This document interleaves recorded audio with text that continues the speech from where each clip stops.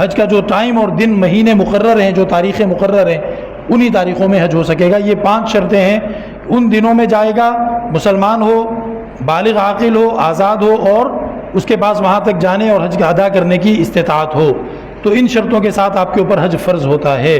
الحمدللہ اللہ کا فضل ہے کہ ہم جتنے یہاں بیٹھے ہوئے ہیں، اللہ تعالیٰ نے ہم پہ مہربانی فرمائی کہ ہم کسی کی قید میں نہیں ہیں، جیل میں بند نہیں ہیں۔ اللہ ہمیں عافیت میں رکھے۔ اللہ کا فضل ہے کہ ہم پاگل نہیں ہیں، اسی طریقے پہ مسلمان ہیں الحمدللہ، اور حج کا وقت بھی اللہ تعالیٰ نصیب فرما دے، آنے والا ہے، پھر اگلے سال بھی اللہ نصیب فرما دے، پھر بھی آئے گا۔ تو اگر یہ چیزیں ہمارے اندر ہیں تو بس ہم پہ حج فرض ہے۔ باقی رہ گئی استطاعت اور قدرت، تو اس کا کچھ تعلق پیسوں سے ہے، لیکن زیادہ تعلق اس کا وہ جذبے سے ہے۔ اللہ سے مانگنا شروع کریں، شوق اپنے دل میں بڑھائیں، شوق اپنے دل میں بڑھائیں۔ میں نے جانا ہے حج کو، اللہ کے گھر کی زیارت کو، عمرہ کرنا ہے، کعبے کے گرد چکر لگانے ہیں، تو یہ شوق اپنے اندر پیدا کریں، انشاءاللہ تعالیٰ قدرت اور استطاعت بھی اللہ نصیب فرما دے گا۔ احرام کی تیاری، اصل میں حج کے لیے بھی اور عمرے کے لیے بھی احرام ایسے ہی ہے جیسے نماز شروع کرنے کے لیے تکبیر تحریمہ اللہ اکبر۔ اگر کوئی شخص نماز شروع کرتا ہے اور وہ اللہ اکبر کر کے تکبیر تحریمہ نہیں کہتا، اس کی نماز شروع ہی نہیں ہوگی، چاہے وہ 1 گھنٹے تک رکوع سجدے اور یہ سب کرتا رہے، اس کی نماز اسٹارٹ ہی نہیں ہوئی، نماز اس کی ہوگی ہی نہیں تکبیر تحریمہ۔ اسی طرح حج کے اندر اور عمرے کے اندر احرام ہے، بغیر احرام کے حج آپ کا اسٹارٹ ہی نہیں ہو سکتا، یہ تکبیر تحریمہ کی طرح ہے۔ احرام کی تیاری کیسے کرنی ہے؟ مرد حضرات اپنے سر کے بال، مونچھوں کے بال، ان کو کٹوا لیں، اور ہاتھ اور پاؤں کے ناخن کاٹ لیں۔ جسم کے اندر جو غیر ضروری بال ہوتے ہیں جن کو ہٹانا پاکیزگی اور طہارت میں شامل ہے، ان بالوں کی صفائی کر لیں، غسل کر لیں۔ اگر کوئی بیماری معذوری ہے تو پھر وضو کر لیں، اور اگر وضو کرنا بھی منع کیا ہے ڈاکٹروں نے، یا اس کو تجربے سے پتہ ہے کہ میں زیادہ بیمار ہو جاؤں گا وضو کر کے، تو پھر تیمم کر لیں۔ اپنے جسم پر خوشبو لگا سکتا ہے، احرام کے کپڑے پر خوشبو نہ لگائے، جسم پر لگا سکتا ہے احرام شروع کرنے سے پہلے۔ جب احرام شروع ہو جائے گا، وہ جو جسم پہ پہلے خوشبو لگائی تھی وہ اب بھی آ رہی ہے، کوئی بات نہیں، احرام شروع کرنے کے بعد خوشبو نہیں لگا سکتا۔ احرام کی 2 چادریں پہننا، جسم سے تمام کپڑے اتار دینا، خاص طور پر بنیان، انڈر ویئر وغیرہ، جرابیں، اس طرح کی چیزیں۔ بعض بزرگ اپنی قمیض کے نیچے وہ صدری پہنتے ہیں، جیبوں والی صدری، وہ بنیان سی ہوتی ہے، اس میں جیبیں ہوتی ہیں بہت ساری، وہ بھی نہیں پہن سکتے۔ آپ کے باڈی شیپ پر، آپ کے جسم کی ساخت پر جو بھی سلا ہوا ہوتا ہے اس سلے ہوئے کو نہیں پہن سکتے۔ دستانے بالکل ہاتھ کی بناوٹ پر سلے ہوئے ہوتے ہیں، موزے، بنیان، یہ سب چیزیں منع ہیں۔ بعض لوگ سمجھتے ہیں کہ سلائی، کپڑے کو سلائی نے، سوئی دھاگے نے ٹچ نہ کیا ہو، یہ غلط ہے، ایسا نہیں ہے۔ آپ جو چادر احرام کی لپیٹیں گے، اس چادر کے کناروں کو آپ نے سلائی کر کے اس کو سیدھا کیا ہوا ہے، بالکل جائز ہے، اس کو پہن سکتے ہیں۔ آپ نے لنگی کو سامنے سے دونوں اس کے پلو ملا کر سلائی کر کے بند کر لیا، آپ کو لگتا ہے کہ ہوا سے کہیں کھلے نہ، مجھے تجربہ نہیں ہے لنگی باندھنے کا، وہ سلائی کرنا بھی جائز ہے۔ آپ کے پاس لنگی کا ایک کپڑا نہیں تھا، چھوٹے چھوٹے کپڑے تھے، آپ نے ان کو جوڑ جوڑ کے سلائی کر کر کے بڑی لنگی بنائی اور وہ پہن لی، جائز ہے۔ یہ جو سلائی کا لفظ آتا ہے نا، یہ آپ کے جسم کے حساب سے سلا ہوا وہ منع ہوتا ہے۔ جو آپ کے بازو جیسے سلے ہوئے ہیں، پھر یہ سینہ اور کمر چھپانے کے لیے قمیض سلی ہوئی ہے، پھر ہر ٹانگ چھپانے کے لیے پاجامہ یا شلوار کی ٹانگ سلی ہوئی ہے، یہ چیز منع ہوتی ہے۔ تو چادر کے اوپر سوئی دھاگا ٹچ کرنا منع نہیں ہے۔ اگر احرام آپ کے پاس ایک ہی تھا، وہاں جا کے پھٹ گیا کسی وجہ سے، آپ اس کو سوئی دھاگے سے پیبند لگا سکتے ہیں، وہ احرام صحیح رہے گا۔ اگر مکروہ وقت نہیں ہے تو احرام کی 2 رکعت نفل پڑھنا یہ سنت ہے۔ 2 رکعت نفل احرام کی نیت سے پڑھ لیں کہ احرام سے پہلے والے 2 نفل پڑھ رہا ہوں، اور اس 2 رکعت نفل میں اپنے دونوں کندھے چادر سے چھپا لیں گے، جو اوپر کی چادر ہے کندھوں والی، اور سر بھی چھپا لیں گے، ٹوپی پہن لیں گے۔ ان 2 رکعت نماز کے لیے ٹوپی پہن لیں گے۔ اس کے بعد جب نماز پڑھ چکیں گے تو پھر ٹوپی اتارنے کے بعد تلبیہ پڑھیں گے جس سے آپ کا احرام اسٹارٹ ہو جائے گا. اس کے بعد پھر حج ختم ہونے تک کبھی بھی ٹوپی نہیں پہنیں گے, منہ اور سر کے اوپر چادر یا کپڑا ٹچ کر کے اس کو نہیں ڈھانپیں گے. عورتوں کے لیے بھی اسی طرح ہے, اپنے ناخن وغیرہ کاٹ لیں, غیر ضروری بال صاف کریں, نہا لیں, بیمار عورت ہو تو وضو یا تیمم کر لے. البتہ عورتیں جو ہیں وہ اپنے جو ریگولر کپڑے ہوتے ہیں انہی کپڑوں کو پہنیں گی, یعنی کہ پردے والے حیا والے کپڑے جو ایک مسلمان عورت کے ہونے چاہیے وہ پہنیں گی. ہاتھوں اور چہرے کے ساتھ کپڑا ٹچ کر کے ان کو کور نہیں کریں گی. ہاتھوں اور چہرے کے ساتھ کپڑا ٹچ کر کے چہرے کو اور ہاتھوں کو کور نہیں کریں گی. پردہ کرنا فرض ہے, پردے کو ایسے مینٹین کرنا ہے, ایسے اس کو قائم رکھنا ہے کہ کپڑا آپ کے چہرے کی اسکن کے ساتھ, کھال کے ساتھ لگنا نہیں چاہیے. تو اس کے لیے وہ چھجے والی ٹوپیاں بنائی ہیں, وہ مل جاتی ہیں, اس ٹوپی کو وہ پہن کر اوپر سے نقاب ایسے لٹکا لیں گی. مگر عورت پر پردہ بھی فرض ہے تو ہیٹ پہن لے جس پہ چھجا لگا ہوا ہو. بعض لوگ سمجھتے ہیں کہ احرام کے نفل سر ننگا کر کے پڑھنے چاہیے, تو یہ وہ غلط سمجھتے ہیں. صحیح بات یہ ہے کہ سر ڈھانپ کے پڑھنے چاہیے. رائٹ کا نشان اسی لیے بنایا ہے کہ یہ صحیح طریقہ ہے. جو احرام کی 2 رکعت نفل آپ نے پڑھی, سلام پھیرنے کے بعد آپ نے اللہ سے دعا مانگی اور پھر آپ نے ٹوپی ہٹا دینی ہے. اس کے بعد آپ نے تلبیہ پڑھنا ہے. کیا پڑھنا ہے؟ تلبیہ. کیسے پڑھتے ہیں؟ سب پڑھیں میرے ساتھ. لبیک اللہم لبیک لبیک لا شریک لک لبیک ان الحمد والنعمت لک والملک لا شریک لک. مرد اونچی آواز سے پڑھے گا دوسروں کو سنا کے, عورت ہلکی آواز سے پڑھے گی. بس اتنا کہ خود اپنے کان تک آواز تھوڑی سی آ جائے. تو 3 دفعہ پڑھتے ہیں, ٹھیک ہے, تسلی کے لیے 3 دفعہ سے زیادہ بھی پڑھ لیں. 1 دفعہ پڑھنا کافی ہوتا ہے. تسلی کے لیے آپ 3 دفعہ پڑھیں, 5 دفعہ پڑھیں. یہ تو احرام باندھنے کے بعد تو پھر بار بار یہ پڑھنا ہی چاہیے. پھر تو 3 دفعہ کیا 3000 دفعہ پڑھنا چاہیے. بہت اچھی بات ہے. حاجی کا تو یہی ذکر ہوتا ہے, بار بار یہی پڑھے. احرام کے نفل کے بعد جب احرام کی نیت کر لی, اب احرام کی حالت میں پڑھی جانے والی ساری نمازیں ننگے سر پڑھی جائیں گی اور نماز کے علاوہ بھی سر ننگا رکھیں گے. کسی بھی نماز میں استباع نہیں کریں گے. یہ جو تصویر بنی ہوئی ہے یہ استباع کی تصویر بنی ہوئی ہے. جو اوپر کی چادر ہوتی ہے اس میں آپ اپنا سیدھا والا کندھا ننگا کر لیتے ہیں اور چادر کے دونوں سرے وہ اوپر الٹے والے کندھے کے اوپر ڈال لیتے ہیں. یوں جب ڈالی تو الٹے ہاتھ کا سرا کندھے کے اوپر آ ہی گیا, پھر سیدھے والا سرا بھی پکڑ کے بغل کے نیچے سے لے کر اوپر الٹے والے کے اوپر ہی گرا لیا. اس حالت کو استباع کہتے ہیں. یہ طواف کے اندر ہوتا ہے. بعض حاجی سمجھتے ہیں ادھر ایئرپورٹ سے ہی استباع کر لیتے ہیں, تو یہ استباع جو ہے صرف طواف کے دوران ہوتا ہے, باقی نماز میں بھی یہ نہیں ہے. نماز بھی آپ دونوں کندھے چھپا کے پڑھیں تو زیادہ اچھا ہے. بعض لوگ سمجھتے ہیں کہ احرام شروع ہو گیا تو اب احرام کی وہ چادریں جسم سے اتار نہیں سکتے ورنہ احرام ٹوٹ جائے گا. نہانے کے لیے کسی نے اگر جسم سے احرام اتارا یا کوئی دوا وغیرہ لگانے کے لیے جسم سے احرام اتارا تو اس میں کوئی حرج نہیں ہے. البتہ وہ نہانے سے جب فارغ ہو تو دوبارہ احرام ہی لپیٹے, کوئی سلی ہوئی چیز نہ پہنے, بنیان اور شلوار قمیض وغیرہ. یہ غلط فہمی ہے. چادریں ہٹا دینے سے احرام نہیں ٹوٹتا. بعض خواتین کے لیے مخصوص ایام کے دوران احرام باندھنے کی تاریخ آ جاتی ہے. حج شروع ہو گیا بھائی اور ابھی نماز کی چھٹی چل رہی ہے, طبیعت خراب ہے, اور خاتون سمجھتی ہے کہ جب طبیعت خراب ہو تو ایسی صورت میں احرام نہیں باندھ سکتی. یہ غلط سوچ ہے.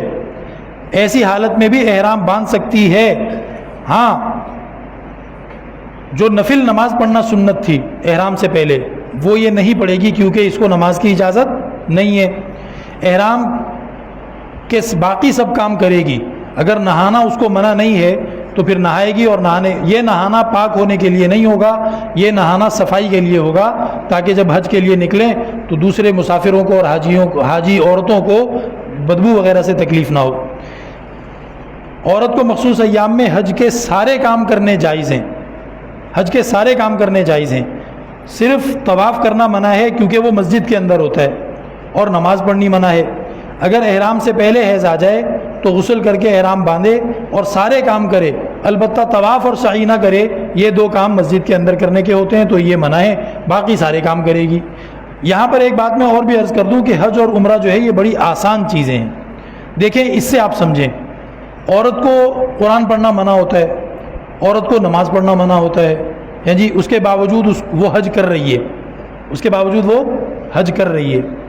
تو ہمارے بعض بھائی یہ سمجھتے ہیں کہ جی مجھے تو حج پڑھنا نہیں آتا، میں پڑھا ہوا نہیں ہوں، میں نے قرآن نہیں پڑھا ہوا تو مجھے حج پڑھنا نہیں آئے گا۔ تو وہ سمجھتے ہیں کہ حج کوئی بہت ہی مشکل کام ہے اور پتہ نہیں ہر منٹ کے بعد کوئی نئی آیت پڑھنی ہوتی ہے، کوئی نئی پتہ نہیں دعائیں پڑھنی ہوتی ہیں، تو میں تو پڑھا لکھا نہیں ہوں اور میں نے تو قرآن اچھا نہیں پڑھا ہوا تو مجھے تو حج پڑھنا نہیں آئے گا۔ بھئی یہاں پر دیکھیں، عورت کو پڑھنا منع ہے، عورت کو پڑھنا منع ہے، وہ حج کر رہی ہے، تو پتہ چلا کہ یہ شیطان کی طرف سے آپ کی ہمت توڑنے کے یہ کیا ہیلے اور بہانے شیطان آپ کے دل میں ڈالتا ہے کہ یار ابھی تو تجھے کچھ آتا ہی نہیں ہے، ابھی تو ٹائم نکال 1-1.5 سال اچھی طرح حج کی پڑھائی سیکھی ہو پھر حج پہ جائی ہو۔ بھائی علم دین کا سیکھنا فرض ہے، وہ کل سے پہلے آج سیکھو، لیکن یہ کہنا کہ جی مجھے آتا نہیں ہے تو ٹھیک ہے پھر جب آئے گا تب دیکھیں گے۔ حج پڑھا نہیں جاتا، حج کیا جاتا ہے، حج میں کرنے کے کام ہوتے ہیں۔ باقی قرآن سیکھنا چاہیے، دعائیں سیکھنی چاہیے، ہر مسلمان کو سیکھنی چاہیے، وہ تو چاہے وہ حج پہ جا رہا ہے چاہے نہیں جا رہا، آپ کو قرآن کی آیتیں زیادہ سے زیادہ آنی چاہیے، ہر عبادت میں پڑھنے کی دعائیں آپ کو آنی چاہیے۔ تو حج بڑی آسان چیز ہے، اس میں کچھ کام کرنے ہوتے ہیں، وہ کوئی بھی کر سکتا ہے، لہٰذا اس میں ڈرنا نہیں چاہیے کہ یہ تو پتہ نہیں کوئی بہت ہی مشکل کام ہے شاید۔ اکثر خواتین سر کے اوپر خاص قسم کی کوئی اوڑھنی یا رومال وغیرہ باندھنے کو احرام کا حصہ سمجھتی ہیں، ایسی کوئی چیز نہیں ہے کہ دوپٹہ پہننے سے پہلے نیچے کوئی چھوٹا رومال یا وہ الاسٹک لگی ہوئی کوئی ٹوپی سی وہ نیچے باندھ لیتی ہیں سر پہ، ویسے باندھے شوقیہ طور پہ یا کسی اپنے عادت کے طور پہ، لیکن یہ سمجھنا کہ یہ احرام کا حصہ ہے یہ ایسا کچھ نہیں ہے۔ بس آپ کے بال کا پردہ ہونا چاہیے، بال آپ کے نظر نہیں آنے چاہیے، چاہے آپ الگ سے ٹوپی یا رومال رکھیں چاہے ڈائریکٹ دوپٹہ رکھیں۔ البتہ ایسی کوئی چیز سر پہ باندھنے سے بہت سی خرابیاں پیدا ہو سکتی ہیں، ان خرابیوں سے بچنا بھی ضروری ہے۔ وضو اس کا صحیح طرح نہیں ہوگا، وہ رومال سر پہ ٹکایا ہوا ہے، مسا کیسے کرے گی، اور 10 باتیں۔ ماتھا چھپا لے گی، ماتھا ننگا رکھنا فرض ہے، یعنی ننگا رکھنے کا مطلب یہ ہے کہ اس پہ کپڑا ٹچ نہیں ہونا چاہیے۔ ننگا رکھنے کا یہ مطلب نہیں ہے کہ مردوں کو شکل دکھاتی پھرے وہاں پہ، بلکہ کپڑا اس کے ساتھ لگا نہ رہے۔ تو اگر وہ اس طرح کی کوئی رومال وغیرہ سر پہ باندھ رہی ہے تو ماتھا اس کا چھپ جائے گا، مطلب کپڑا اس پہ ٹچ ہو جائے گا، تو وہ صحیح نہیں ہے۔ بعض لوگوں کو احرام کی چادر یعنی وہ جو لنگی ہوتی ہے تہبند، وہ باندھنے کی تمیز نہیں ہوتی یا خیال نہیں کرتے، تو ان کی وہ لنگی بار بار نیچے کو جاتی ہے، جس کی وجہ سے ان کے ناف، یہ جو ناف ہوتی پیٹ میں چھوٹا سا کھڈا سا ہوتا ہے جو نیچے، یہ ناف ہے جو یہ ناف نظر آنے لگ جاتی ہے۔ حالانکہ ناف کا پردہ فرض ہے، مرد اپنی ناف مردوں کے سامنے بھی نہیں کھول سکتا، عورت اپنی ناف دوسری عورتوں کے سامنے بھی نہیں کھول سکتی، تو اسی لیے احرام والے بندے کو چاہیے کہ وہ اپنی اس لنگی کا خیال کرے، جو احرام کی لنگی اس نے باندھی ہے نیچے والی چادر، اس کو اس طرح ڈھیلا نہ ہونے دے کہ بار بار وہ اس کی ناف ننگی ہو رہی ہے اور وہ ایسے گھومتا پھر رہے، گناہ ملے گا۔ جب تک وہ ناف ننگی رہے گی تب تک گناہ ملتا رہے گا آپ کو۔ احرام کی حالت میں جو چیزیں منع ہیں وہ کیا کیا ہیں؟ مرد کے لیے جسم کے حساب سے سلا ہوا لباس پہننا منع ہے، اور سر ڈھانپنا منع ہے، چاہے وہ کپڑے کی پٹی یا پگڑی یا رومال سے لپیٹے سر کو، اور نیچے جسم پہ کوئی بھی چیز جو ہے وہ سلی ہوئی پہننا منع ہے۔ احرام کی حالت میں چہرے اور سر کو کسی بھی چیز سے ایسے چھپانا کہ وہ چیز آپ کے سر اور چہرے کے ساتھ لگ جائے، یہ منع ہے۔ بعض لوگوں کی عادت ہوتی سوتے ہیں تو ضرور اپنا چہرہ اور سر چھپا لیتے ہیں چادر کے اندر، تو ایسے لوگوں کو چاہیے کہ وہ حج کے دوران یہ غلطی نہ کریں، حج کے دوران اپنا منہ اور اپنا سر کھلا رکھیں، چادر بس کندھوں تک اپنے اوپر پہننی ہے اگر سردی لگ رہی ہے یا مچھر وغیرہ ہے. چہرے کو اور سر کو بالکل نہیں چھپانا ہے. ہاں آپ گاڑی کے اندر بیٹھتے ہیں, کار کی چھت آپ کے سر پہ آ گئی, آپ کسی ہوٹل میں یا کمرے میں جاتے ہیں, اس کی چھت آپ کے سر, وہ منع نہیں ہے. اپنے جسم کے ساتھ کوئی چیز لگا کر سر کو ڈھانپیں گے تب یہ احرام کے خلاف ہو جائے گا. مرد ایسا جوتا, چپل, سینڈل, شوز نہیں پہن سکتا جو ان 3 ہڈیوں کو یا ان 3 میں سے کسی ایک کو چھپائے.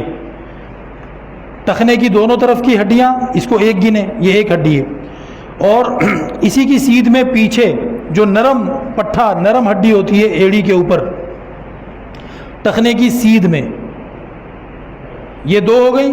اور تیسری کعب, یہ جو انگلیوں سے پیچھے کو جب آپ اوپر کو پاؤں کو دیکھیں گے اپنے, تو یہ جو ابھری ہوئی تھوڑی سی ہڈی ہوتی ہے اس کو کعب کہتے ہیں, تو یہ اس ہڈی کو بھی نہ چھپائے. اب ہوائی چپل تو پتلی سی پٹیاں ہوتی ہیں 2, اس میں تو کوئی اشکال نہیں ہے. اگر آپ ایسی چپل پہننا چاہ رہے ہیں جو آگے سے بند ہے تو کوئی مسئلہ نہیں, آپ پہن سکتے ہیں. بس کیا ہے کہ یہ ایریا جو یہاں تصویر میں دکھایا گیا ہے یہ آپ کا کور نہیں ہونا چاہیے. آپ یہ بھی کر سکتے ہیں کہ گھر سے کوئی پرانی جوتی اٹھائیں, اس کو اس حساب سے کاٹ لیں کہ یہ 3 ہڈیاں آپ کی ننگی رہیں, باقی وہ بھلے آپ کے جاگنگ کے شوز تھے یا کچھ بھی تھا, یہ 3 ہڈیاں اگر آزاد ہیں تو آپ کی وہ جوتی ٹھیک ہے. یہ مرد کے لیے ہے, عورت جو ہے وہ پورے شوز وغیرہ پہن سکتی ہے. احرام کی حالت میں جسم اور چادر پر خوشبو لگانا منع ہے. وہ جو شروع میں کہا تھا وہ احرام کی نیت کرنے سے پہلے جسم پہ لگانے کی اجازت دی تھی ایک ہی دفعہ, اس کے بعد احرام اتارنے تک دوبارہ نہ تو پرفیوم عطر کچھ لگانا ہے, بلکہ خوشبو والے صابن سے ہاتھ نہیں دھونے, خوشبو والے صرف سے برتن نہیں دھونے, وہ احرام کے خلاف ہو جائے گا ورنہ کام. بدن کے کسی بھی حصے کے بال کاٹنا, نوچنا, کھینچنا, جسم کو نوچنا, ناخن کترنا, دانتوں سے کاٹنا, بعض لوگوں کی عادت ہوتی ہے جہاں ذرا سا بیٹھتے ہیں اپنے ناخنوں کو توڑنا شروع کر دیتے ہیں, جہاں ذرا سا بیٹھتے ہیں اپنے کہیں سے بالوں کو توڑنا شروع کر دیتے ہیں, اپنی ایڑی کی چمڑی توڑ کے وہ الگ کرنا شروع کر دیتے ہیں. احرام کے دوران ایسی حرکت کوئی بھی نہیں کرنی ہے.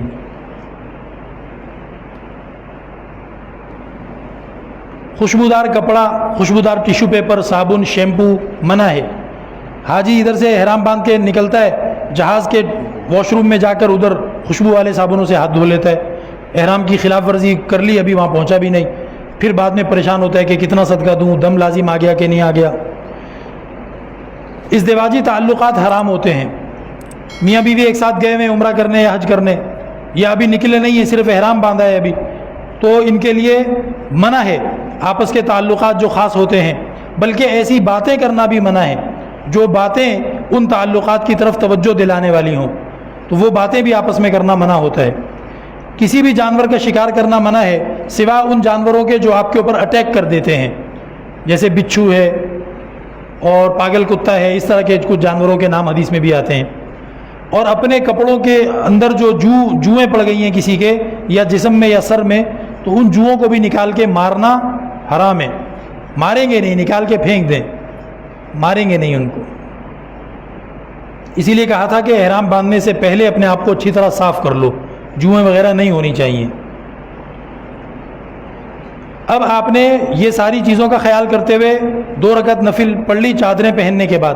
چادریں پہن لی مرد نے, اور عورت نے اپنے صاف والے کپڑے پہن لیے, 2 رکعت نفل پڑھ لی.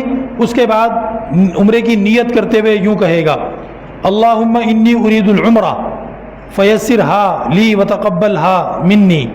اس کا ترجمہ یہ ہے کہ اے اللہ میرا ارادہ ہے عمرہ کرنے کا, آپ عمرے کو میرے لیے آسان کر دیجئے اور آپ اس کو مجھ سے قبول بھی فرما لیں. اردو میں کر لیں, عربی میں یاد ہو تو عربی میں کر لیں. نبی پاک علیہ السلام نے ان الفاظ سے کی تھی نیت.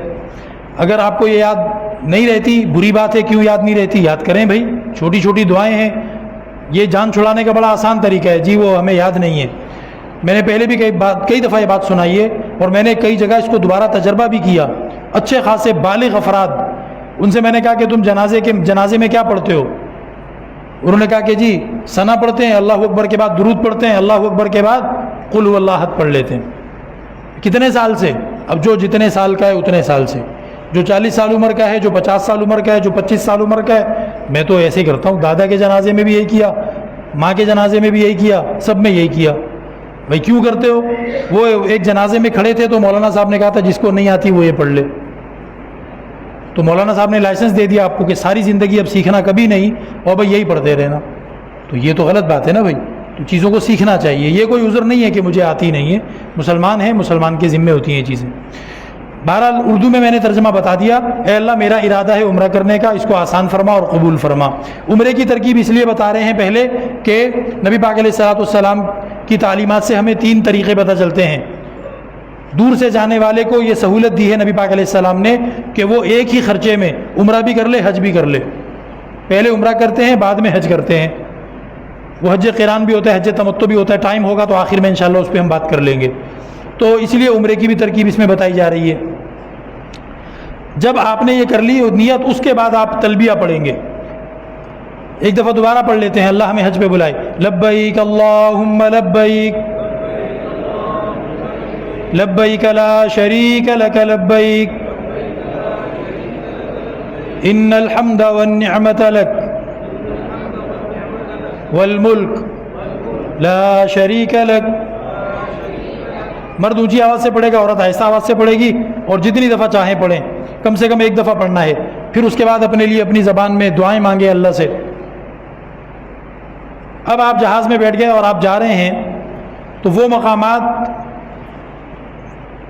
میقات کہلاتے ہیں، باؤنڈریز ہیں کچھ جو نبی پاک علیہ الصلوۃ والسلام نے مقرر فرمائی۔ کچھ جگہیں ہیں، ان جگہوں سے آپ اندر پار نہیں کریں گے احرام باندھے بغیر۔ آپ کو بتایا تھا کہ احرام ان 2 چادروں کا نام نہیں ہے۔ احرام سلے ہوئے کپڑے ہٹا کر، خوشبو وغیرہ ہٹا کر حج کی نیت کرنے کا نام احرام ہے۔ ایک بندہ ویسے ہی کھڑا ہو کر اللہ اکبر کرتا رہے، نماز شروع ہو جائے گی اس کی۔ اللہ اکبر بھی کہنا ہے، نماز کی نیت بھی تو کرنی ہے۔ تو اس لیے آپ نے ادھر نفل پڑھے کراچی میں، نفل پڑھ کے چادریں لپیٹی، چادریں لپیٹ کر آپ چلے گئے، جہاز میں بیٹھ گئے۔ ابھی آپ نے احرام کی نیت نہیں کی۔ ادھر جہاز کے اندر وہ اعلان کرتے رہتے ہیں کہ جی اب آدھے گھنٹے کے بعد میقات ہم کراس کریں گے، اب ہم 10 منٹ رہ گئے میقات کراس کریں گے، اب 5 منٹ رہ گئے میقات کراس کریں گے۔ تو کراس کرنے سے پہلے آپ نیت کر کے تلبیہ پڑھ لیں۔ اگر آپ کو لگتا ہے کہ کہیں میں کوئی گڑبڑ نہ کر دوں، آپ پہلے نیت نہ کریں، ادھر قریب پہنچ کے نیت کر لیں، یہ جائز ہوتا ہے۔ لیکن یہ جو باؤنڈریز ہیں، ان سے اندر اگر آپ چلے گئے بغیر نیت کے تو یہ غلط ہے۔ آپ کو واپس باہر جانا ہوگا اور پھر احرام باندھ کے واپس اندر آنا ہوگا، ورنہ دم لازم ہوگا۔ ذات عرق یہ ایک باؤنڈری ہے، ذوالحلیفہ یہ دوسری باؤنڈری ہے، قرن المنازل یہ ہماری ہے۔ ہمارے جب جہاز میں جا رہے ہوتے ہیں تو قرن المنازل کی جو باؤنڈری ہے، ہمارا جہاز اس کے اوپر سے اندر داخل ہوتا ہے، حرم کے اندر، میقات کے اندر، مطلب یہ ہمارا جہاز داخل ہوتا ہے۔ تو وہ جہاز میں بار بار بتا رہے ہوتے ہیں تو اس کو کر لے، ورنہ کراچی سے بھی آپ نیت پکی کر کے اپنا احرام پکا کر کے جہاز میں چڑھ سکتے ہیں، دونوں آپشن جائز ہیں۔ یہاں پر حرم مکہ کی حدود بتائی گئی ہیں، یہ کہاں کام آتی ہیں جب آپ دوبارہ مزید عمرے کرنا چاہتے ہیں، اگر آپ کے پاس ٹائم ہوتا ہے تو عمرے کا احرام باندھنے کے لیے آپ کو حرم مکہ کی حد سے باہر جانا ہوتا ہے۔ اس کو ہم اسکپ کر رہے ہیں تاکہ ہم اپنا ٹائم بچائیں۔ اسی طرح اب یہاں پر موازنہ دکھایا گیا ہے مکے کی حد کا اور جو یہ میقات کی باؤنڈری ہیں ان کا۔ میقات کا ایریا زیادہ بڑا ہوتا ہے، اس کے اندر چھوٹا ایریا پھر مکے کا ہے، اس کے اندر چھوٹا ایریا پھر مسجد حرام کا ہے۔ اب آ جاتے ہیں جی عمرے کی طرف۔ جیسا کہ میں نے عرض کیا، ہم جو پاکستان سے یا دنیا کے دوسرے ملکوں سے جاتے ہیں نا، وہاں پر ہم کہلاتے ہیں آفاقی۔ آفاق نام بھی آپ نے سنا ہوگا، آفاقی، ہم آفاقی ہوتے ہیں، اور جو وہیں پہ حدود حرم کے اندر رہتے ہیں وہ مقامی کہلاتے ہیں۔ تو آفاقیوں کو اس کی اجازت ہے کہ وہ ایک سفر میں، ایک خرچے میں عمرہ بھی کر لیں اور حج بھی کر لیں۔ تو اس لیے ہم پہلے، جب ہمارے عام طور پہ حاجی یہاں سے جاتے ہیں تو وہ پہلے عمرہ کرتے ہیں، اس کے بعد وہ حج کرتے ہیں۔ تو عمرہ ہم اس لیے پہلے یہاں پہ بیان کر رہے ہیں. عمرہ 4 کاموں کا نام ہے، جس میں سے پہلے والے 2 کام فرض ہیں، دوسرے والے 2 کام واجب ہیں. فرضوں میں سے کوئی کام رہ گیا، عمرہ سرے سے ہوا ہی نہیں، آپ نے بس ایسے ہی ٹائم جو ہے نا وہ گزارا، عمرہ ہوا ہی نہیں. اور دوسرے والے 2 کاموں میں سے کوئی کام رہ گیا تو پھر آپ کے اوپر دم لازم ہو جائے گا، آپ کو قربانی کرنی پڑے گی. 500 ریال کا تقریباً وہاں دمبا ملتا ہے، تو 500 ریال پاکستانی کتنے بنتے ہیں وہ حساب لگا لیجئے گا. تو اسی لیے سیکھ کے جانا چاہیے تاکہ نقصان نہ پیسے کا ہو، نہ عبادت کا ہو، اور نہ ٹائم جو ہے وہ خراب ہو ہمارا. عمرہ 5 دن منع ہوتا ہے، اس کے علاوہ پورے سال عمرہ کرنا جائز ہوتا ہے. 5 دن جو منع ہے وہ حج کے دن ہیں. حج کے مہینے کی 9 تاریخ سے لے کر حج کے مہینے کی 13 تاریخ تک ان میں عمرہ کرنا منع ہے. تو ہمارا حاجی پاکستان سے جب جاتا ہے تو وہ ان تاریخوں سے پہلے ادھر پہنچ جاتا ہے اور ادھر پہنچ کے وہ عمرہ کر لیتا ہے. اگر صحت مند آدمی ہو تو عمرہ جو ہے وہ 40 منٹ 35 منٹ میں پورا عمرہ ہو جاتا ہے، اور اگر تھوڑا کمزور بوڑھا آدمی ہو تو 1.25 گھنٹے میں آرام سے پورا عمرہ ہو جاتا ہے. تو اس لیے وہ جاتے ہی پہلے عمرہ کر لے، اور اگر تو 9 ذی الحجہ کی تاریخ آ چکی ہے پھر اب وہ عمرہ نہیں کر سکتا، اب وہ صرف حج کرے گا. مسجد حرام کی حاضری، ادب کے ساتھ داخل ہو، سیدھا پاؤں اندر رکھے، بسم اللہ والسلام علی رسول اللہ. یہاں بھی مسجد میں آنے کی یہی دعا ہوتی ہے، اس دعا کو پڑھنا چاہیے. رب اغفر لی ذنوبی وافتح لی ابواب رحمتک. بسم اللہ والسلام علی رسول اللہ، اللہم افتح لی ابواب رحمتک، یہ تو عمومی دعا ہے ہر مسجد کی. اس میں رب اغفر لی ذنوبی وافتح لی ابواب رحمتک، اس کا ترجمہ یہ ہے کہ میں اللہ کے نام کے ساتھ مسجد حرام میں داخل ہوتا ہوں اور سلام پہنچے رسول اکرم صلی اللہ علیہ وسلم کو، اے اللہ میرے گناہ معاف فرما دے اور میرے لیے اپنی رحمت کے دروازے کھول دے. خانہ کعبہ پہ پہلی نظر پڑے تو دعائیں مانگنی چاہیے. سب سے بہترین دعا کیا ہے کہ اے اللہ مجھے دنیا کی بھی خیر نصیب فرما، آخرت کی بھی خیر نصیب فرما. سب سے بہترین دعا یہ ہے. اور پھر اس کے ساتھ مزید جو دعائیں مانگنا چاہو خوب اللہ سے دعائیں مانگو. عمرے میں بتایا تھا کہ 4 کام ہوتے ہیں: احرام، طواف، سعی اور حلق یا قصر. سب سے پہلے آپ نے خانہ کعبہ کو دیکھ کر دعائیں مانگ لی اچھی طرح، اپنا دل ہلکا کرے، کوئی جلدی نہیں ہے، 10 منٹ دعا مانگے، 10 گھنٹے دعا مانگے. اس کے بعد پھر جو ہے وہ شروع کرے اپنا عمرے کا عمل. اب عمرے میں سب سے پہلے طواف کرنا ہے. طواف وضو کے ساتھ کرنا پڑے گا. اگر وضو ٹوٹ گیا تھا تو جا کے پہلے وضو کر کے آئے. بغیر وضو کے طواف کرنا گناہ کا کام بھی ہے اور دم بھی لازم ہوگا. 500 ریال کم سے کم جو ہے وہ خرچ کرنے پڑتے ہیں قربانی کے جانور کے لیے. تھوڑا اچھا خریدیں گے تو اور مہنگا ملے گا. طواف شروع کرنے سے پہلے اضطباع کر لیں گے، جس کی ہم نے ڈیٹیل پیچھے بتا دی تھی. یہ تصویر میں بھی نظر آ رہا ہے. آپ کا سیدھا والا کندھا ننگا رہے گا اور باقی دوسرا کندھا اور پیٹ وغیرہ آپ چادر لپیٹ لیں گے. آپ جب سے گھر سے چلے تھے آپ تب سے کیا پڑھ رہے تھے؟ تلبیہ، لبیک اللہم لبیک لبیک لا شریک لک لبیک ان الحمد والنعمت لک والملک لا شریک لک. اب طواف شروع کرتے وقت آپ یہ تلبیہ روک دیں گے، اب تلبیہ نہیں پڑھنا ہے. حجر اسود، خانہ کعبہ کے 4 کونے ہیں، ایک کونے پہ ایک پتھر لگا ہوا ہے، اس پتھر کو حجر اسود کہتے ہیں. اس کونے کے قریب آ جائیں گے حجر اسود کے سامنے اور حجر اسود کی طرف منہ کر لیں گے. خانہ کعبہ کے سامنے اس طرح کھڑے ہوں گے کہ پورا حجر اسود آپ کے سیدھے ہاتھ کی طرف، حجر اسود آپ کے سیدھے ہاتھ کی طرف ہے اور آپ کھڑے ہوں گے. طواف کی نیت کریں، اے اللہ میں عمرے کا طواف کرنا چاہتا ہوں، آپ اس کو میرے لیے آسان بنا دیں اور مجھ سے اس کو قبول فرما لیں. یہ نیت کرے گا. اس نیت کے بعد اب حجر اسود کے بالکل سامنے آ جائے. اب حجر اسود اس کے بالکل دونوں ہاتھوں کے بیچ میں نظر آنا چاہیے. وہاں رش بہت ہوتا ہے. ایک تو حجر اسود کو ہاتھ لگانا استلام کہلاتا ہے. ایک تو رش بہت ہوتا ہے، ہاتھ لگانے کے انتظار میں آپ تھک جائیں گے. دوسرا وہاں پر خوشبو مل دیتے ہیں، حجر اسود کے اوپر خوشبو مل دیتے ہیں. آپ نے احرام پہنا ہوا ہے، خوشبو کو ٹچ کرنا آپ کو منع ہے. اگر کسی دن خالی بھی مل جائے آپ کو حجر اسود آپ نے احرام باندھا ہو آپ اس کو ٹچ نہیں کریں گے کیونکہ خوشبو کو احرام والے نے ٹچ نہیں کرنا ہے. تو آپ حجر اسود کی طرف دونوں ہاتھ اللہ اکبر کہہ کے اٹھائیں گے. اس کی ڈیٹیل آگے آ رہی ہے. حجر اسود کے سامنے آنے کو یقینی کیسے بنائے؟ بعض بندے کو کبھی وہم ہو رہا ہوتا ہے پتہ نہیں میں سامنے ہوں کہ نہیں ہوں، تو وہاں انہوں نے گرین کلر کی ہرے رنگ کی بتی ایسے لمبے رخ پہ لگا دی ہے، نیچے کی منزل پہ بھی اوپر کی منزل پہ بھی. آپ ذرا سا مڑ کے دیکھیں گے آپ کو ایک ہری ٹیوب لائٹ جیسی لمبی بتی جو ہے وہ نظر وہ بتی آپ کی بالکل کمر کے پیچھے لگے آپ کو. جب آپ دیکھیں تو بس اب آپ حجر اسود کے سامنے آ گئے ہیں. حجر اسود کے سامنے آ گئے آپ. اب دونوں ہاتھوں کو اس طرح اٹھائیں جیسے نماز کے لیے اٹھاتے ہیں. آپ نے کہا بسم اللہ اللہ اکبر اور لا الہ الا اللہ وللہ الحمد، یہ بھی ساتھ اضافہ کر لیا.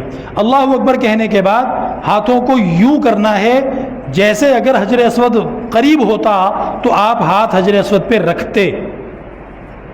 ہاتھوں کو آپ نے اس طرح کرنا ہے، بسم اللہ اللہ اکبر لا الہ الا اللہ وللہ الحمد، اور یوں ہاتھ آپ نے بنائے جیسے کہ حجر اسود کے اوپر ہاتھ رکھے ہوں. اس کے بعد آپ چل پڑیں گے اس طرح کہ کعبہ آپ کے الٹے ہاتھ کی طرف ہوگا اور آپ یوں اینٹی کلاک وائز گھڑی کی سوئیاں جس طرح ہمارے ہاتھ چلتی ہیں اس کے الٹ آپ طواف کریں گے. اس کو استلام کہتے ہیں. استلام، یہ جو ہاتھ اٹھا کر اللہ اکبر کہا تھا، ان ہاتھوں کو چومنا بھی ہوتا ہے. جب آپ نے ہاتھ اٹھائے اللہ اکبر کہا اور یوں ہاتھ بنائے جیسے حجر اسود پہ رکھے ہوں، اس کے بعد جب ہٹائیں گے تو ایسے ہاتھوں کو چوم لیں گے. اس کے علاوہ اسلام میں ہاتھوں کو چومنا اور کہیں نہیں ہے، یہیں پر ہاتھوں کو چومنا ہے بس. طواف کی دعا پڑھنے کے بعد دور سے ہاتھ اٹھا کر حجر اسود کی طرف کیا اور دونوں ہاتھوں کو چوم لیا. استلام یعنی ڈائریکٹ جا کر حجر اسود کو ٹچ کرنا، یا اشارہ استلام یعنی دور سے کرنے کے بعد اپنے سیدھے ہاتھ کی طرف کو چل پڑو اور طواف کرو. حجر اسود آپ کے الٹے ہاتھ کی طرف ہے. خانہ کعبہ کے طواف کے دوران خانہ کعبہ کی طرف نہ تو سینہ کرنا چاہیے نہ پشت. البتہ ہر چکر پہ حجر اسود کے سامنے سینہ کریں گے آ کے. طواف کے ابتدائی 3 چکروں میں رمل کریں گے، رمل. باقی 4 چکروں میں رمل نہیں کریں گے. رمل کیا ہے؟ جیسے پہلوان اکھاڑے میں کشتی لڑنے آتا ہے تو اس طریقے پہ اکڑ کے چلنا ہے. اس کا مقصد کیا ہوتا ہے کہ اللہ رب العزت کے سامنے اپنے آپ کو پیش کرنا. جب آپ فوج میں بھرتی ہونے جاتے ہیں تو کیا آپ ایسے سردی لگنے کے اسٹائل میں افسروں کے سامنے جاتے ہیں جیسے مجھے سردی لگ رہی ہے، میں بیمار ہوں؟ آپ چاہتے ہیں کہ یہ مجھے فوج میں بھرتی کر لیں، ادھر آپ اپنی طاقت دکھاتے ہیں، چستی دکھاتے ہیں جی. تو اس کا یہی مقصد سمجھیں کہ آپ اللہ تعالیٰ کو اپنا آپ پیش کر رہے ہیں کہ اے رب، میں اپنی تمام صلاحیتوں کے ساتھ اپنے آپ کو آپ کی بارگاہ میں پیش کرنے آیا ہوں. یا اللہ میں دوڑ بھی سکتا ہوں، میں چل بھی سکتا ہوں، میں آپ کے سارے حکم پورے کرنے کے لیے اپنے آپ کو پیش کرنے آیا ہوں. آپ مجھے قبول فرما لیجئے کہ میں آپ کے دین پر خرچ ہو جاؤں، میں آپ کے دین پر استعمال ہو جاؤں، میں آپ کے دین پہ لگ جاؤں اور آپ مجھے قبول فرما لیں. اس طرح اپنے آپ کو اللہ تعالیٰ کے سامنے پیش کرنے آئے ہیں آپ، تو اس لیے اکڑیں گے وہاں پہ. ورنہ تو مسجدوں میں قرآن پاک میں آتا ہے اولئک ما کان لهم ان يدخلوها الا خائفین. مسجدوں میں آئیں تو ڈر اپنے اوپر ڈر مسلط کر کے آئیں، ایسے آئیں جیسے ڈر لگ رہا ہو. مسجد میں پھنے خاں بن کے آنا اللہ کو پسند نہیں ہے، لیکن وہاں کعبے کے طواف کے شروع کے 3 چکروں میں یہ کریں گے، اللہ تعالیٰ کو اپنی فٹنس اور چستی دکھائیں گے کہ اللہ مجھے قبول فرما لے، دیکھ میں چست ہوں، میں کر سکتا ہوں سارے کام، مجھے اپنے دین کے لیے قبول فرما لے، اپنی رضا اور خوشی کے لیے مجھے قبول فرما لے. اور نبی پاک علیہ السلام نے صحابہ کرام کو یہی حکم دیا تھا کہ مکہ کے کافر کہیں تمہیں بیمار اور کمزور نہ سمجھیں، شروع کے 3 چکروں میں خوب اکڑ کے چلو. جیسے پہلوان چیلنج کرتے ہوئے سینہ تان کے چیلنج کرتا ہے، اب کون آئے گا مجھ سے کشتی لڑنے، میں اس کو بھی ہرا دوں گا، اس طریقے پہ چلنا یہ رمل کہلاتا ہے. یہ حکم صرف مرد حضرات کے لیے ہے، عورتیں رمل نہیں کریں گی. اگر کوئی عورت نادانی میں کر رہی ہے دیکھا دیکھی تو اس کو منع کیا جائے گا. دعا پڑھتے ہوئے حجر اسود پر پہنچنے سے طواف کا 1 چکر مکمل ہو گیا. دعا اگر آپ کو کتابیں چھپی ہوئی ملتی ہیں مختلف دعاؤں کی، بعض مرتبہ حاجی ان کو پڑھ بھی نہیں پا رہا ہوتا اور کوشش میں بھی لگا رہتا ہے تو اللہ کی طرف تو توجہ پھر وہ کر ہی نہیں سکتا. اس لیے جو دعا مانگنی ہے مانگو. سب سے اچھی دعا وہ ہے جو قرآن نے سکھائی. یا اللہ دنیا کا بھی بھلا نصیب فرما, آخرت کا بھی بھلا نصیب فرما. دنیا کے بھی شر اور نقصان سے بچا, آخرت کے بھی شر اور نقصان سے بچا. یہ بہترین دعا ہے. تیسرا کلمہ پڑھنا چاہیے. حجر اسود سے لے کر ایک کونا, دوسرا کونا, تیسرا کونا. تیسرا کونا جیسے ہی کراس کرے تو چوتھا کلمہ جو ہے وہ پڑھنا شروع ہو جائے. اگر یاد نہیں ہے تو یاد کرے. 3 کونوں تک تیسرا کلمہ, اور تیسرے کونے کے بعد حجر اسود تک چوتھا کلمہ, یہ پڑھ لے. اپنی زبان میں اللہ سے دعائیں مانگے. کسی کو عربی میں یاد ہیں بہت اچھی بات ہے, سنت نبی کریم کے الفاظ کے ساتھ دعائیں مانگنا, وہ اس کو پڑھے. لیکن اگر یاد کر کے نہیں گیا تو اب اپنے اللہ کے ساتھ توجہ جو ہے اس کی زیادہ فکر کرے, اللہ سے ڈائریکٹ دعائیں مانگے. اس طرح طواف میں کل 8 مرتبہ حجر اسود کا استعلام یا اشارہ استعلام ہوگا, کیونکہ ہر چکر کے آخر میں آپ نے پھر یہی کرنا ہے. جیسے ہی حجر اسود کے سامنے پہنچے, پہلا چکر پورا ہو گیا, دوبارہ آپ نے بسم اللہ اللہ اکبر لا الہ الا اللہ وللہ الحمد, پھر اشارہ کیا جیسے کہ پتھر پہ ہاتھ رکھے ہوں, پھر ان کو چوما اور دوبارہ آگے گئے. بعض علماء فرماتے ہیں کہ ہر چکر کے شروع میں بسم اللہ نہ کہے, بسم اللہ صرف پہلی دفعہ کہے اور باقیوں میں اللہ اکبر لا الہ الا اللہ وللہ الحمد کہے, اور اس طرح چلے.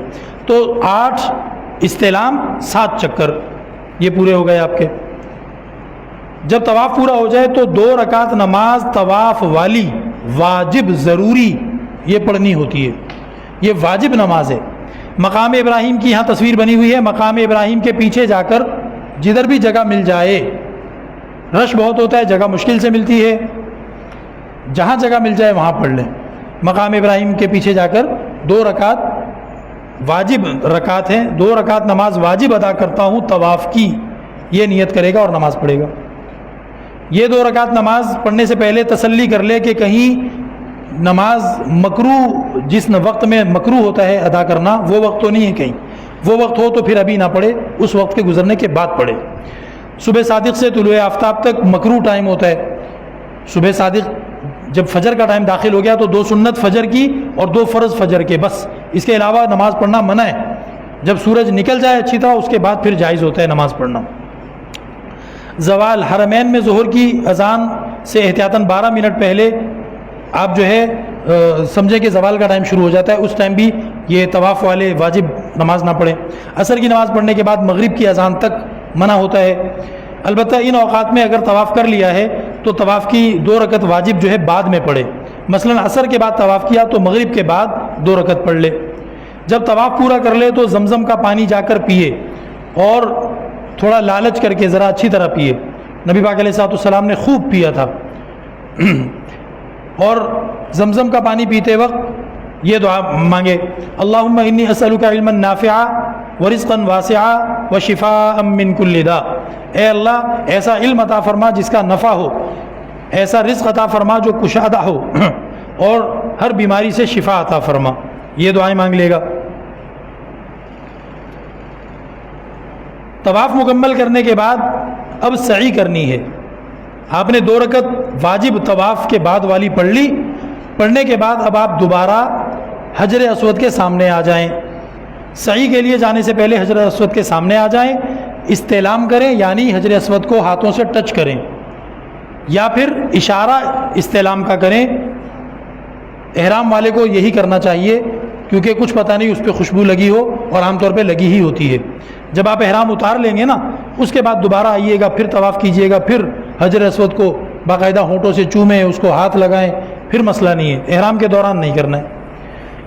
استعلام کا اشارہ کریں. یہ 9واں استعلام ہو گیا, 9واں. اس کے بعد حجر اسود کے سامنے سے وہ دروازہ جا رہا ہے, ادھر آپ چلے جائیں گے سعی کے لیے. 2 پہاڑیاں ہیں صفا اور مروہ. قرآن پاک میں اللہ نے ان کا تذکرہ کیا ہے اور فرمایا ہے کہ یہ میری خاص نشانیاں ہیں عزت والی. صفا پہاڑی پہ چڑھ کے اس طرح کھڑے ہو جاؤ کہ صفا کی طرف آپ کی پشت ہو, خانہ کعبہ آپ کو نظر آ رہا ہو. ہجوم یا پلر کی وجہ سے اگر خانہ کعبہ نظر نہیں بھی آ رہا تو کوئی مسئلہ نہیں ہے. اب قبلے کی طرف منہ کر کے سعی کی نیت کرو, یا اللہ میں تیری رضا کی خاطر صفا مروہ کے درمیان سعی کرنے لگا ہوں, اس کو میرے لیے آسان فرما اور قبول فرما. اس کو میرے لیے آسان فرما اور قبول فرما. اس کے بعد اپنے لیے دعائیں مانگے, خوب دعائیں مانگے, اور دعائیں مانگنے کے بعد سعی اسٹارٹ کر دے. یہاں پر بھی وہی مسئلہ ہوتا ہے عام طور پہ کہ رش بہت ہوتا ہے, ادھر آپ کو کوئی ٹک کے کھڑا ہی نہیں ہونے دے گا دعائیں مانگنے کے لیے. اگر کبھی آپ کا نصیب ہو, رش کم ہو, تو پھر کھڑے ہو کے آرام سے دعائیں مانگے, ورنہ وہاں کھڑے ہونے کی ضد میں دوسرے حاجیوں کو تکلیف نہ پہنچائیں بھائی. بس کھڑے ہوں, نیت کریں یا اللہ آسان فرما, قبول فرما, اور چل پڑیں. اب چلتے چلتے دعائیں مانگتے جائیں. ٹھیک ہے جی. مروہ کی طرف روانگی, دعا کے بعد صفا سے اتر کے مروہ کی طرف چلیں. یہ تصویر کے اندر چھت پہ آپ دیکھ رہے ہیں ہرا رنگ کیا ہوا ہے, ٹیوب لائٹیں بھی ہری لگی ہوئی ہیں. یہ بیچ میں ایک جگہ آتی ہے, اس کو میلین اخضرین کہتے ہیں, ہرے نشان. ان ہرے نشانوں پر مرد جو ہیں وہ تھوڑا دوڑیں گے, مرد دوڑیں گے, اور عورتیں نہیں دوڑیں گی. عورتوں کو دوڑنے سے منع کیا جائے گا, ٹھیک ہے, کیونکہ ظاہر ہے وہ پردے کے خلاف ہو جاتا ہے. اور اس دوران نبی پاک علیہ السلام سے جو دعا معصور ہے, رب اغفر وارحم وانت الاعز الاکرم, اے رب مجھے معاف فرما, مجھ پہ رحم فرما, تو بہت شان والا اور بہت عزتوں والا ہے.